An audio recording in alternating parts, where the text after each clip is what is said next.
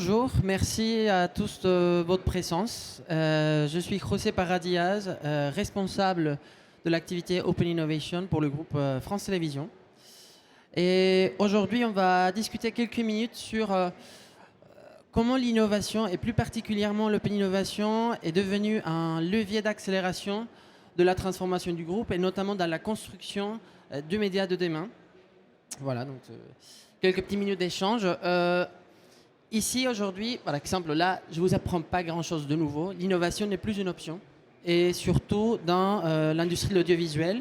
On est dans un marché tellement concurrentiel et fragmenté, avec des acteurs et des plateformes qui arrivent de manière continue presque tous les jours.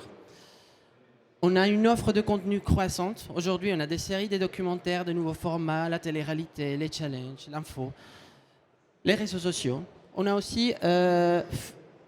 on est dans un marché, dans un contexte avec une démocratisation des nouveaux usages et des nouvelles technologies, la réalité virtuelle, l'intelligence artificielle, les casques de réalité virtuelle. Donc finalement, on est tous confrontés à une démultiplication des points de contact et des canaux. Et je pense que ça nous arrive tous parfois à se dire, on a tellement de contenu qui arrive de tous les côtés et finalement, on ne sait même plus qu'est-ce qu'on regarde. C'est pour ça, aujourd'hui, nous, en tant qu'acteurs médias, notamment acteurs médias traditionnels, on est dans une bataille justement pour captiver l'attention des téléspectateurs, des audiences, parce que finalement, on est confronté à une offre croissante d'éléments. C'est là où il faut innover, il faut se différencier pour rester pertinent. Entre autres, on retrouve là, du coup, la direction de l'innovation chez France Télévisions, une direction qui est au service du groupe. Elle est composée principalement de 4 pôles.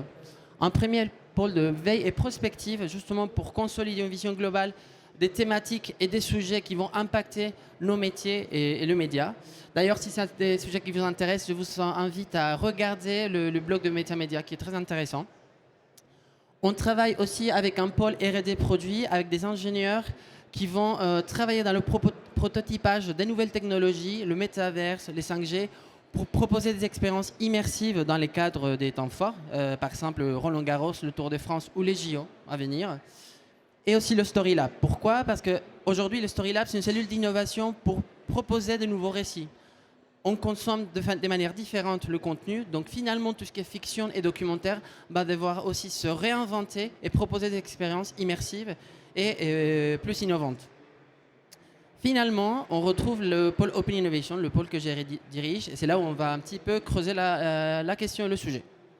Qu'est-ce que c'est? L'Open Innovation chez France Télévisions, c'est une offre de services transverse pour le groupe. Notre but, c'est de détecter, d'expérimenter et d'accélérer tous les projets d'innovation au sein du groupe en s'appuyant sur un réseau de partenaires externes. Ici, je ne vous apprends pas grand-chose parce qu'aujourd'hui, je pense qu'on est tous d'accord sur le fait qu'on ne peut plus innover en chambre. La donnée, les consommateurs est devenue tellement complexe qu'il faut qu'on partage, il faut qu'on s'entraide. En plus de ça, il faut se dire, finalement, la concurrence a évolué. Certes, on est du service public, on n'est pas censé d'avoir de concurrence, mais finalement, nos audiences ne sont plus partagées, on va dire, avec TF1, M6, Canal+. Il faut aller voir plus loin les plateformes américaines comme le Google, Netflix, Amazon, qui viennent justement complexifier je dirais, la carte concurrentielle de France Télévisions. Et pour que en fait, l'innovation vienne vraiment appuyer et accélérer la transformation du groupe, il faut que ça soit pertinent et qu'il soit aligné avec le métier. Autrement, elle va rester juste un gadget, quelque chose sans une utilité réelle.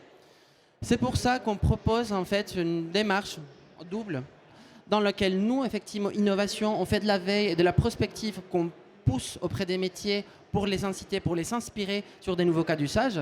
Mais également, en parallèle, on est en contact récurrent avec les différents métiers du groupe pour s'aligner, voir quels sont les enjeux stratégiques et justement arriver à accélérer le roadmap projet. C'est vraiment l'élément essentiel pour que l'innovation devienne concrète et réaliste à un moment donné. Comme on le fait, on travaille avec un programme sur mesure. Je dis sur mesure parce que moi je pars du principe que si on fait l'innovation, on ne peut pas appliquer toujours la même recette. Sinon, on fait la même chose toujours. Donc, on a un programme dans lequel on met en relation nos équipes métiers et les startups et on se met tous ensemble sur tous les éléments autour de l'expérimentation. Donc, la durée, tous les moyens et les ressources à investir, les engagements, les enjeux et surtout Et c'est très important d'identifier qu'est-ce qu'on y gagne en fait de participer à ce type d'expérience. C'est pour ça qu'il faut changer un petit peu aussi le mindset et se dire on n'est pas client-fournisseur, on est vraiment dans une relation de partenariat où on co-construit une proposition de valeur commune. C'est principalement ce qui guide nous, l'Open Innovation et la façon dont on essaye vraiment d'accélérer les projets de nos métiers, de nos directions chez France Télévisions. En plus de ça, on a un petit peu fait le pari de ne pas rentrer dans la logique de promotion. Pourquoi? Parce que l'innovation peut arriver à n'importe quel moment de l'année. Donc finalement, quand on se met dans une logique de promotion, d'accélération par exemple, de start-up, ça peut restreindre certaines initiatives d'innovation qui peuvent rester, passer à la trappe, on va dire, grâce à, cette dynamique de temporalité. En plus de ça, et ce qui c'est très important, c'est bien évidemment ces réseaux de partenaires, non seulement par le fait dont je vous parlais à l'instant, on partage, on acquiert des compétences, mais aussi parce que c'est un levier d'engagement, c'est un catalyseur en fait de l'engagement des parties prenantes. Pourquoi? Parce que finalement, le fait de faire partie de ce réseau permet aussi de mettre en avant, mettre en exergue les compétences, non seulement des startups, mais aussi des équipes en interne, qui parfois ne sont pas très mises en avant, ne sont pas très visibles. Donc c'est vraiment des éléments très importants, très différenciants quand on va parler à une direction métier, leur dire tiens, si on fait une expérimentation, ça marche bien, ça on va partager et on faire un retour d'expérience par exemple au sein du réseau de broadcasters publics européens, et ça incite vraiment aux gens à être plus performants, plus efficaces et à s'investir vraiment dans l'innovation. Pour vous donner un ordre de grandeur de notre activité chez France Télévisions, qu'on a restructuré à peu près depuis 2021, aujourd'hui, nous avons plus de 600 startups référencées dans nos bases de données. On accompagne plus de 11 métiers différents, sachant qu'on va travailler bien évidemment sur tout ce qui est cœur de métier média, technique vidéo, intelligence artificielle, interactivité, gamification, etc. Mais on va aussi travailler avec les fonctions support, communication, RH, RSE, finance. On essaye vraiment d'insuffler l'innovation tout au sein du groupe. Et nous avons environ lancé plus de 15 expérimentations au sein du groupe, dont 5 qui ont passé à l'échelle à niveau du groupe France Télévisions. Ici, je vais vous présenter un petit exemple. Je pense que vous voyez à peu près comment ça se passe, les expérimentations avec les startups. Juste pour illustrer un peu mes propos. Donc, par exemple, Au Coucou, pour ceux qui ne connaissent pas, c'est l'offre jeunesse de France Télévisions. L'unité jeunesse qui souhaite lancer une nouvelle émission, un nouveau point de contact avec les gens publics basé sur l'interactivité. Il y a eu des réflexions tout au long de l'année sur la question.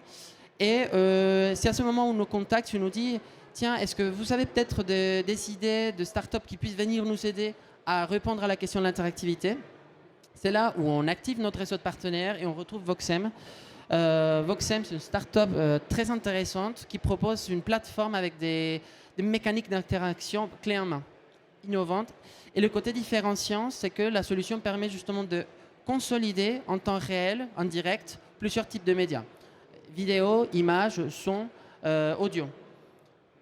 Donc, on a travaillé avec les équipes métiers pour consolider cette expérimentation, intégrer cette brique dans notre application Au Coucou et lancer l'émission Au Coucou. Ce qui a marché plutôt très bien parce que finalement, au fur et à mesure que l'expérimentation avançait, les audiences étaient de plus en plus attirées par ce type d'expérience et la production de l'émission se retrouvait avec énormément de contenu, le permettant en fait de rééditorialiser l'émission et de, par exemple, proposer de nouveaux segments. Ce qui a fait que finalement l'émission est passée d'une fréquence hebdo à une fréquence quotidienne aujourd'hui. C'est ce qu'il faut retenir en fait de ce type d'expérience, c'est que finalement on aurait pu le faire en interne, de garder justement, essayer de faire l'interactivité chez nous. Ça aurait pris beaucoup plus de temps, bien évidemment, des enjeux politiques, des enjeux, plusieurs sujets. Le fait de travailler avec les startups nous a permis non seulement de profiter de la technologie, mais aussi d'apprendre des réflexes sur l'interactivité qui ne sont pas forcément acquis déjà dans les médias. En contrepartie, nous avons aidé à affiner le produit de la start-up. Pourquoi? Parce que finalement, ils ont réussi à renforcer notamment l'infrastructure de l'application pour gérer en temps réel et en direct tous ces types de médias. Et en plus de ça, ils ont travaillé sur tout ce qui est la gestion des droits à l'image et la gestion des données personnelles en temps direct aussi. Donc c'est vraiment une collaboration qui a permis de montrer les avantages de ce type de dispositif. Et aujourd'hui, si vous voulez, on réfléchit à comment repliquer ce type d'expérience dans d'autres programmes chez France Télé. On travaille aussi avec l'éducation et la recherche parce que c'est un vivier de compétences très important. Jusqu'à présent, ça reste très parisien, mais c'est dans nos objectifs justement d'aller chercher de la compétence et des étudiants dans les régions en France. Donc ici, on est dans une collaboration un peu différente. On est plus sur l'incubation de projets. Donc on a des étudiants qui viennent travailler avec des équipes métiers dédiées sur un sprint de 7 semaines. Et on travaille tous ensemble pour sortir à la fin de cette semaine un MVP, un prototype sur un projet ou un besoin métier. On a travaillé sur justement la création d'un outil propre pour France Télévisions dans des vérifications d'images pour les révélateurs, la cellule de fact-checking de France Info Télé. Et aussi, par exemple, un prototype d'un player vidéo éco-responsable avec des dynamiques de gamification de manière vraiment à inciter nos téléspectateurs à réduire leur impact carbone. Comme je vous le disais, c'est des dynamiques qu'on peut appliquer un peu partout au sein du groupe. On l'a fait aussi par exemple avec la régie publicitaire en proposant des expériences pub innovantes et digitales dans le cadre justement du Tour de France pour renforcer aussi le côté pub local dans le cadre de cette opération. Et si aujourd'hui vous voulez partir aussi avec des petits apprentissages sur France Télévisions, je vous invite à scanner ce QR code là, je ne sais pas si ça marche, non, celui-ci. Et à la fin, vous allez partir avec quelques apprentissages, quelques fun facts sur France Télévisions. C'est une expérience qu'on a lancée avec l'équipe RH et la marque employeur, notamment pour travailler aussi auprès des jeunes cibles, les alternants et les étudiants. Donc ça, je vous laisse quelques secondes pour scanner. Voilà, donc grosso modo, c'est de cette manière que l'Open Innovation est venu accélérer, accompagner les différents services du groupe pour accélérer leur projet de transformation. Quels sont les points à retenir, en tout cas pour nous, dans ce type de démarche ? C'est le métier qui s'engage et qui décide. C'est lui vraiment qui a la vision sur les moyens et sur les ressources disponibles, sur ce qu'on est prêt à faire et qu'est-ce qu'on est prêt à donner justement dans l'expérimentation. Il faut être très clair sur les moyens, les ressources disponibles à mettre en place, justement. Comme je disais, il faut qu'on trouve un vrai intérêt, un vrai gain à participer dans cette relation et gagnant-gagnant pour que ça aille au-delà justement d'une simple relation commerciale. Il faut vraiment qu'on construise quelque chose pour que ça mobilise de manière plus efficace toutes les parties prenantes. Bien évidemment, ça induit le fait qu'on est plus dans une relation de partenariat que de simple client-fournisseur. Et quelque chose de très important, et je trouve que c'est essentiel, en tout cas quand on est dans l'innovation, et c'est effectivement le fait de se dire tout échec est positif. Il faut sortir un peu de cette mentalité d'école où on nous dit que c'est bien ou c'est pas bien. En fait, finalement, certes, il y a l'innovation, il faut avoir des KPI très clairs, très précis pour bien mesurer les éléments. Il faut bien évidemment avoir une idée des ROI pour avoir une notion aussi de la pertinence de l'innovation. Mais il ne faut pas se nier, se priver en fait, du fait de se dire ok, on a échoué, ça n'a pas marché, mais ça nous a permis de voir par exemple qu'on a des compétences qu'on ne savait pas qu'on peut exploiter différemment, qu'on peut restructurer par exemple nos équipes, qu'on a d'autres éléments en fait qui nous permettent justement d'avancer, même si les startups ou le travail avec les startups n'a pas réussi. Et je pense qu'aujourd'hui, on vous montre un peu le joli visage de l'innovation. On aurait aussi du temps, je vous pourrais présenter toutes les difficultés parce qu'il y en a. Et ça c'est important aussi de se dire que c'est pas toujours joli et beau, ces sujets d'innovation. Finalement, dans cette discussion, et pour faire un petit teasing pour l'année prochaine, enfin cette année qui a déjà démarré, pardon. Donc, on va travailler sur une année olympique pour France Télé, qui est diffuseur officiel de l'événement. On va continuer à travailler sur l'intelligence artificielle générative pour s'approprier cette technologie et que ça devienne un vrai outil de performance et d'efficacité au sein du groupe. On va travailler beaucoup sur la data parce qu'il faut qu'on connaisse en fait nos audiences. Et comme je vous disais, on est face à une démultiplication des points de contact. Ça veut dire que la donnée se démultiplie de manière exponentielle. Il faut vraiment connaître et faire parler la donnée. L'interactivité aussi, parce que finalement, aujourd'hui, nous, médias traditionnels, on ne monopolise plus la relation avec le téléspectateur, avec l'audience. On ne détermine plus le rythme et le rendez-vous. C'est plus l'utilisateur, le spectateur qui va dire quand et comment il veut consommer du contenu. Donc, il faut comprendre ça. Et finalement, l'éco-responsabilité, parce que, bien évidemment, on veut accélérer, on veut élargir nos activités numériques et digitales. En revanche, ça a un impact sur l'environnement et ça, il faut qu'on le tienne aussi en compte et qu'on trouve un bon équilibre, justement, pour ne pas faire n'importe quoi et aller dans tous les sens. Voilà, je pense que ça résume d'une certaine manière notre activité Open Innovation chez France Télévisions, la manière dont s'accompagnent les différents métiers. Si vous êtes intéressé par ce type de sujets et vous voulez nous aider à construire la télé, les médias de demain, n'hésitez pas à me contacter. Et je ne sais pas si vous avez des questions dans le public. Merci.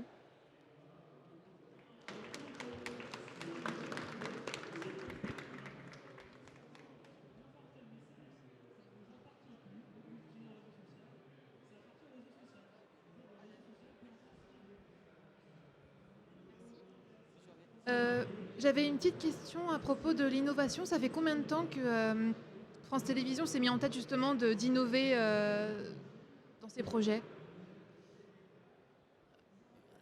En fait, si tu veux, l'innovation a toujours existé. Enfin, après, c'est des façons de structurer différemment. La structure actuelle de l'innovation, je veux dire, ça date depuis 2 ans, à peu près, 2 ans et demi, où on a vraiment segmenté sur la partie R&D, on a segmenté après sur la partie start-up, et finalement, je dirais à peu près depuis 2 ans et demi qu'on a cette organisation qui potentiellement menait aussi à réinventer dans le temps.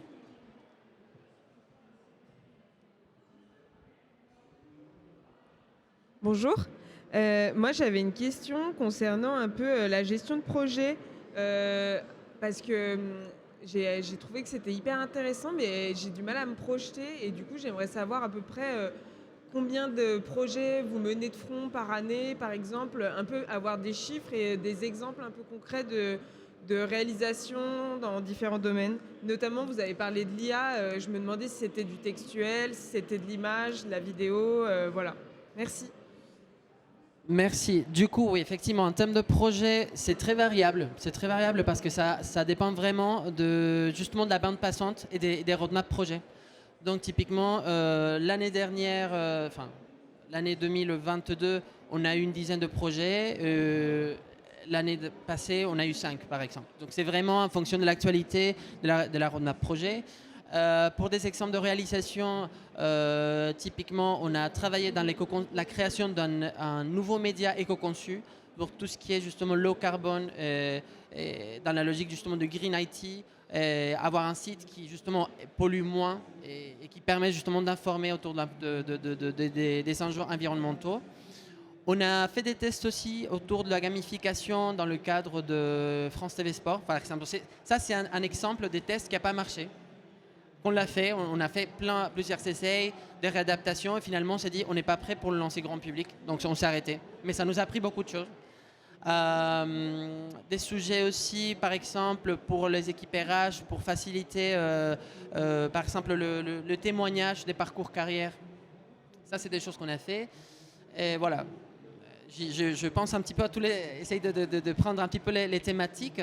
Sinon, autour de l'intelligence artificielle, on traite tout parce qu'effectivement, il y a le volet texte qui est très important pour les journalistes notamment. Et il y a des réflexions aussi sur la charte qu'il faut définir pour que l'outil devienne juste un outil d'aide et d'accompagnement des journalistes. Il y a aussi des réflexions autour de l'intelligence artificielle en tant que levier de performance, par exemple pour tout ce qui est design et création d'images et vidéos. Parce que finalement, aujourd'hui, on est obligé vraiment de créer tellement de contenu et de présence sur tous les réseaux sociaux que ça implique une démultiplication aussi des équipes en fait, pour produire du contenu. Donc finalement, les outils d'intelligence artificielle peuvent venir aider à faire des premières ébauches, je dirais, de contenu pour qu'après ça puisse être validé et édité par les équipes humaines, on va dire, des France Télévisions. Donc voilà, grosso modo, c'est les thématiques que je pourrais vous partager aujourd'hui.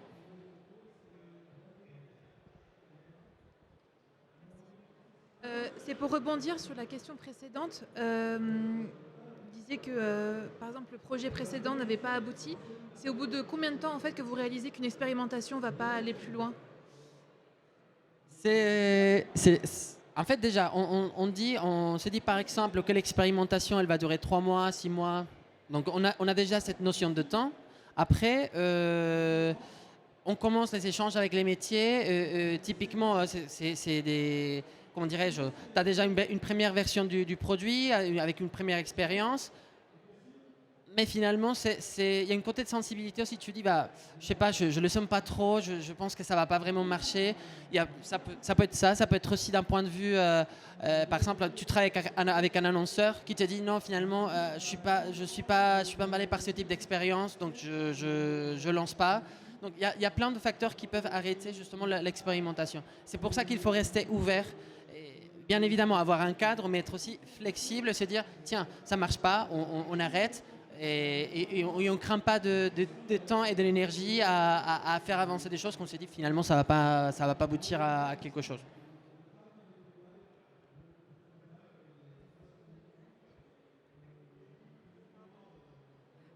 Oui, moi j'ai une autre question. Comment vous faites à France Télé pour déterminer si ça doit être du coup une réflexion en interne ou alors si vous passez par des prestataires externes? Je ne sais pas, par exemple, je pense à des logiciels d'édition qui existent déjà ou des softwares. Comment vous dites, ben, là, je vais prendre un abonnement pour ça, par exemple, ou alors je développe mon propre logiciel. Voilà, merci.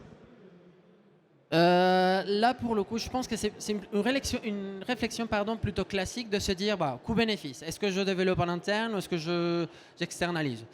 Après, si tu veux, la différence avec la partie OpenInno, effectivement, c'est on propose un cas d'usage précis, dans un périmètre précis, qui nous permet justement de tester si la solution répond à cet enjeu-là. Et c'est là où on sort un petit peu justement de cette relation commerciale, où on s'est dit on ne va pas acheter tout de suite des licences. Il faut vraiment qu'il y ait un usage et que justement aussi, nous, en tant que France Télé, on puisse apporter quelque chose au produit, à les startups, pour qu'on soit vraiment dans la co-construction. Autrement, sinon, on rentre dans une dynamique classique où il faudra lancer un appel d'offres. On rentre dans les cadres, on va dire, de la commande publique classique. J'avais une question pour les JO. Je voulais savoir si vous aviez des projets innovants que vous avez identifiés. Et, la question des JO est très intéressante. Il y a plein de réflexions, plein de sujets en cours. Je n'ai pas le droit de tout teaser, donc voilà, mais...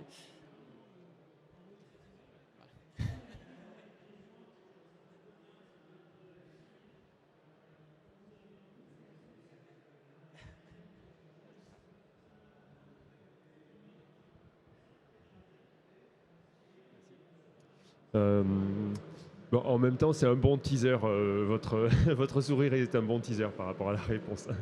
J'ai une question sur l'éco-responsabilité. Vous savez où vous allez ou c'est en pleine découverte? Donc j'ai entendu que vous aviez déjà Green IT, des choses comme ça, mais parce qu'il y a plein de thèmes, enfin, c'est hyper vaste. Il y a l'éco-responsabilité en tant que telle, et par exemple, elle peut teinter chacune de vos actions sur l'IA, sur les data, et puis après sur toutes les autres choses. Donc comment vous planifiez ça? Autour de l'éco-responsabilité, aujourd'hui, chez France Télévisions, il y a quand même un enjeu très fort, justement, de réduire l'impact de nos activités numériques, de manière globale. Donc c'est pour ça qu'on travaille beaucoup, justement, l'OpenInno a beaucoup aidé à trouver des partenaires, des startups pour travailler la problématique, notamment par exemple, le stockage, de réduire l'impact carbone du stockage, de voir comment on peut retravailler ça. Aussi la distribution de contenu, pour le rendre le plus efficace possible et savoir aussi avoir des mesures plus fiables en fait dans ce suivi-là. Et aujourd'hui, la question est plus sur comment on traite on va dire le volet device. Parce qu'aujourd'hui, très très peu de sociétés arrivent vraiment à mesurer la consommation énergétique des devices. Donc on passe plutôt par des estimations. Donc là, il y a des réflexions justement pour essayer de travailler sur une mesure sur la question. Et ce qu'il faut savoir aussi, par exemple, et ça illustre aussi le propos, c'est qu'aujourd'hui, il y a une entité qui s'appelle EcoProd qui a été fondée entre gros acteurs audiovisuels. On trouve TF1, Canal+, M6, on est tous dans la réflexion, justement pour se dire comment on peut justement pallier au fait qu'on a de plus en plus de contenu, du streaming, pour pas justement polluer sans aucun sens, je dirais. Voilà. Est-ce que ça répond? À peu près. Hein. Allô, allô, vous m'entendez là?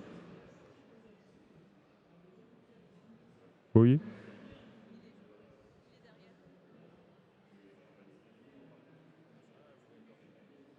Allô.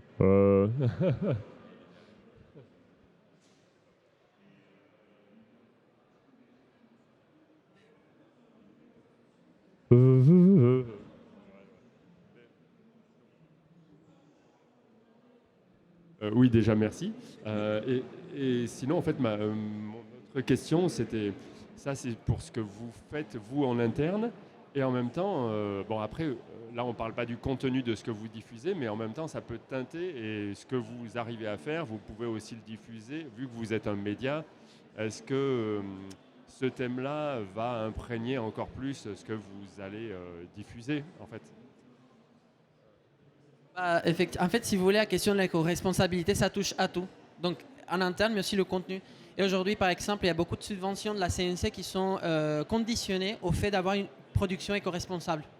Donc, des équipes de production qui font gaffe justement à l'origine, par exemple, des ressources, voilà, à la consommation énergétique. Donc, finalement, c'est une question vraiment globale autour du secteur audiovisuel.